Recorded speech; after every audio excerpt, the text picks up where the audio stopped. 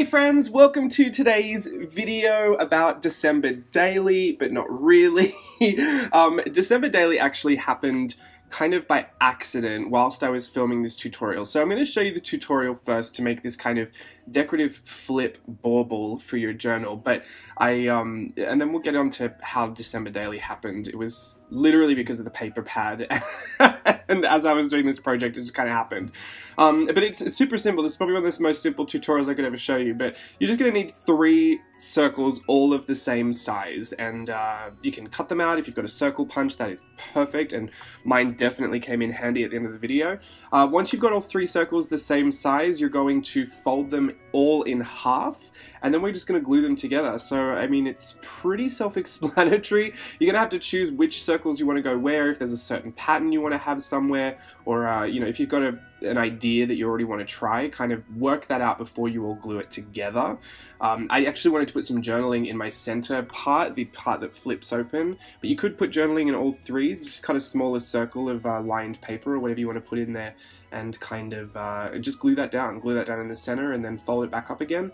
And I find that that's easier to do before you put it in the book than it is to do it after you've already put it in your journal. So just you know, kind of have your idea kind of thought out if you want to do something specific with it. But if you just want to try it, you just need 3 circles, cut them all the same size, fold them in half, and then sandwich them together with the part that you want to flip open in the middle needs to be sandwiched between the 2 sides of the other ones.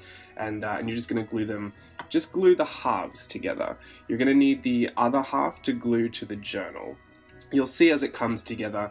If you want to practice it, like if it really doesn't make sense to you, just grab a bit of washi tape or something and kind of tape them together to practice.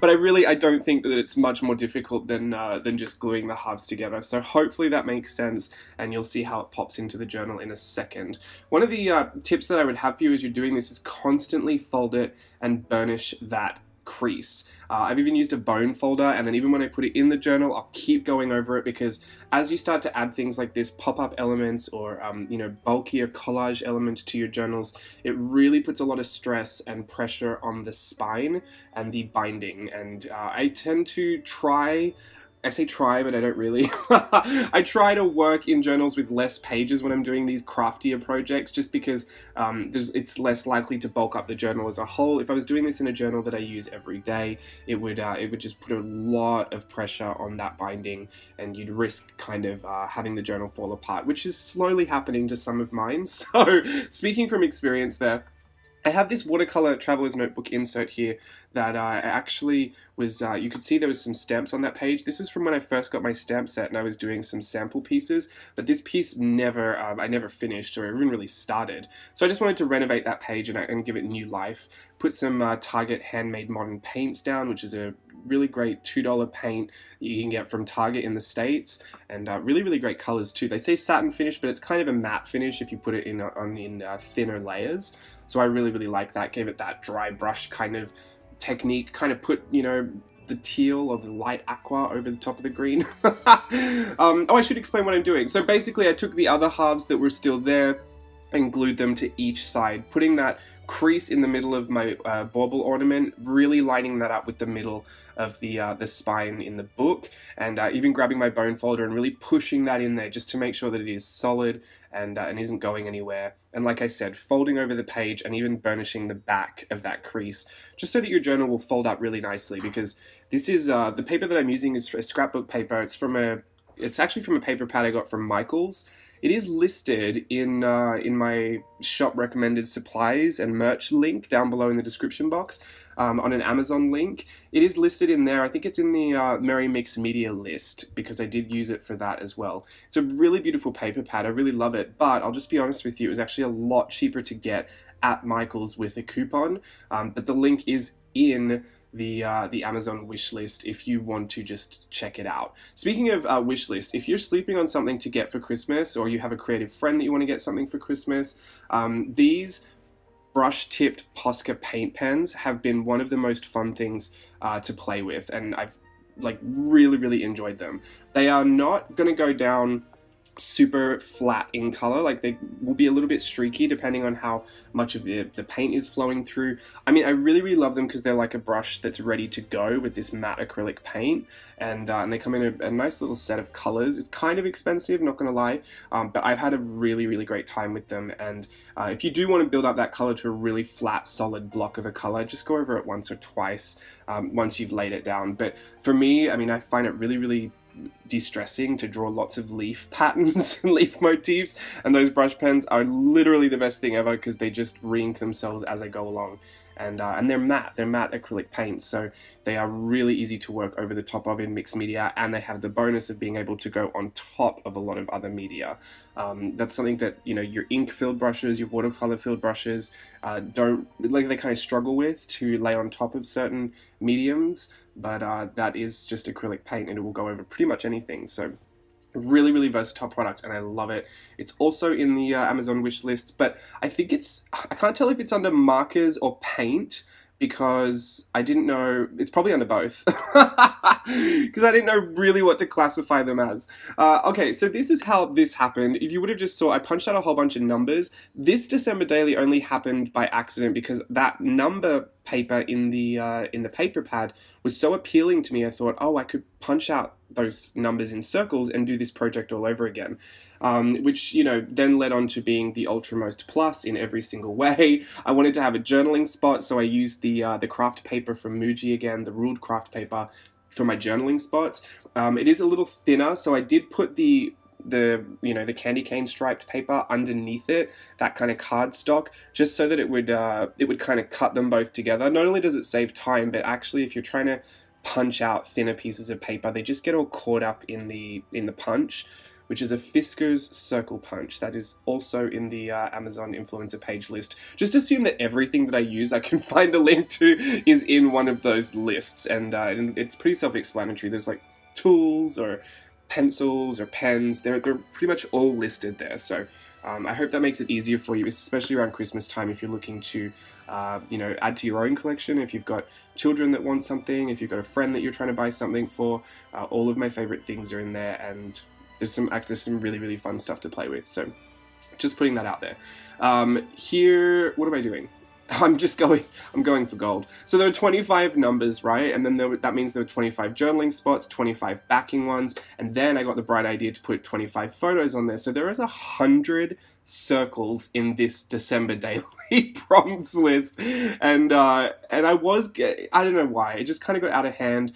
I just figured though, because it's so simple, like all I'd have to do is write on that teeny tiny circle of journaling what I did on that December day. I thought, well, you know, if I put in my couple of hours of hard work now, then it's only going to take me 2 minutes every day to actually finish this December daily. So I see it as kind of probably easier than most people's December daily, even though it looks like the most involved project you've ever seen in your whole life. There was a lot going on, but I kind of had a blast doing it, and I think, you know, putting all the effort in now to set something up for myself that is actually really simple to accomplish, I think was a really good idea than kind of thinking, oh, every day I'm going to sit down and do 25 minutes of journaling or something, because, you know, if you add all of that up, that's actually going to be a lot more work than what I did with this. So I just kept using that paper pad. Honestly, I don't think I've got that much use out of a paper pad in a long time. And found this North Pole Gazette, kind of faux newspaper paper, and I got my little matte medium there, just kind of putting it all over the page. And I wanted to have this very vintage, very Tim Holtz feeling, very masculine, if you will. And then, you know, so after I glued it all down, I actually got some of that Tim Holtz Distress medium in Vintage Photo. You'll see that come out in a second, and just kind of brush that all over the top of that, just to give it a really distressed look. Even got some of the Tim Holtz Distress paints and went around the edge with a dry brush, and then even got the dabber onto it and just kind of dabbed it all around to kind of create this worn outer edge kind of a vignette, which I just think really framed everything nicely.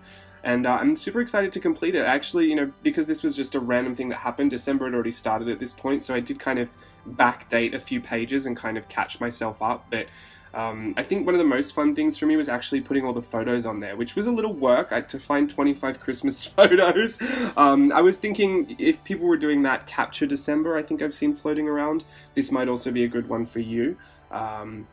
Although I'm honestly just not too sure how many people are going to tackle this project. It is pretty involved, but I think the results speak for themselves. I think it is a very fun thing to look at and play with, and you know, kind of also influenced by the fact that when I took my journals home for, you know, when I went on my holiday just recently, my nephew actually loved flipping through the Pixar.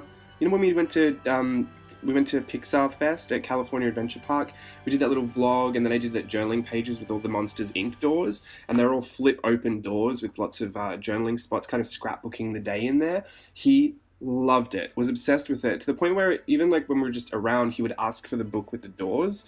And so it kind of just got me really excited to do a few more interactive things in my journal, because I think as far as, like, I don't have kids, so they don't look through them, but when people do look through them, I think children and adults alike just love to get interactive in that journal. And, you know, I do share a lot of this stuff on social media, and it's unfortunate that I can't have you actually touch the pages and flip through them, but when we did our in-person workshops back in August, I got this feedback that people were just saying it's so nice to actually see them in person and actually feel the texture of it and interact with the journal, because it just felt like a completely different thing to seeing it online. So I was kind of more in that headspace, you know, when I get kind of overwhelmed with the project, when I think like, oh, this is going to be so much work, I shouldn't do that, I start to think, you know what, like, it is totally worth it. I will love it when it's finished. Other people will really enjoy flipping through it when it's finished, and hopefully my nephew, if he ever gets to this page, will love to flip through it and see all of my crazy photos, most of which he is in. You can see there's a little baby, and then he's down there, like, you can see how much he's grown. It's so funny. I got pictures of my gran, got pictures of my mum, pictures of Jennifer Coolidge in Best in Show. That was just on my camera roll. No idea why. I mean, I love her. I love that movie. So that's probably why it's on there. But I had to put it in there because that's just me at Christmas. That's my total mood. So I think the photos for me were the best part of this. And if you were doing that Capture December, I think this would be a really fun thing to do at the end. I think people are following a prompts list where they're capturing a photo every day of December, and then at the end, I think it'd be really fun to print them all out and cut them up into little circles for these little ornaments. Alternatively, you don't have to do this with circles, you could do it with squares and make them little present boxes, which I think would be really cute as well. And that would be much easier to cut. I probably should have done this as present boxes, not ornaments, because I was going to draw little strings hanging down from the top, but I thought, you know what, it looks like a cute little advent calendar. And I do think the extra effort was worth it. I've printed this on, I'm going to get this wrong, but I think it's called Chiltern Wove. It's matte photo sticker paper that was actually sent to me by a beautiful subscriber. Thank you, Lorraine. Again, I will thank you to the ends of the earth for sending me that, because we were doing a photo sticker tutorial and I was asking for recommendations about different brands, and this one is incredible. Like, prints better than other photo paper that I've had. Prints, it's the most vibrant, the most beautiful, crisp, super detailed images. Like, I feel like it made my printer work better. It is such a great paper, and I do have it listed in those Amazon lists as well. It's in the papers section, but if you're looking for a matte photo sticker paper, this is it, sis. Like, there is nothing better than this, I can guarantee you that. And if there is, please let me know and I'll try it. I think so. Look, let me just point out one thing before I lose time and, you know, the video wraps itself up. But one of the most difficult things about things like this is that it's hard to close in your journal. Now, it gets easier to close as you kind of work with it. I'm just kind of showing you that it did bulk it up a lot. So I had to go over most parts with that bone folder over and over and over again. And this is what I'm saying. If you're working in this large dilutions journal, like, this is probably the wrong one to do it in, because there's a lot of pages that I haven't even started in there yet. But you know, we'll see. They're pretty robust journals, but still, the bone folder will be your best friend in trying to combat that bulkiness. And it did make a difference. You can still see it has the tendency to push itself open, but when you work with it over time and you kind of you know, kind of interact with that, I do believe it'll become a little bit more supple. Here's hoping, fingers crossed. But you know what? It's worth it to me. And these journals, like, I don't want to worry and be precious about things. You know, stop myself from doing projects that I really want to do or feel really taken to do just because they might get in the way in the future. I think I'll let that be the future's problem. I'll deal with it when I get to it. If I have to pull some pages out and just use it as paper, like, I'll do that. I've done that before. It's really not the end of the world, and I'd much rather have this December daily kind of ornament, prompts, list, advent calendar, whatever you want to call it. I'd much rather have this in there than a bunch of pages that just fit in the book nicely. So that's all I'm going to say about that. FOMO got me, but more so than that, I think it was just the paper pad that gave me a good idea, and I loved the idea, and now I'm doing December dailies. Are you doing it? How are you going so far? This is not a process that I'm going to film. I'm not doing the December daily like videos or anything. I'm not vlogging any of it. It's just, I just wanted to show you how the project came together and give you the idea. If you're looking for something really simple to do, it is just 3 circles and some glue. And I think there are a bunch of different applications that you could do with this. Even as I see them folded up halfway there, I think they'd make really fun snow globes. So, there you go. All these ideas are for you. If you want them, have a great time. If you haven't checked out Merry Mixed Media, there's a link down below to the free mini course that I have going on at the moment. Check that out. Otherwise, thanks for watching. Bye.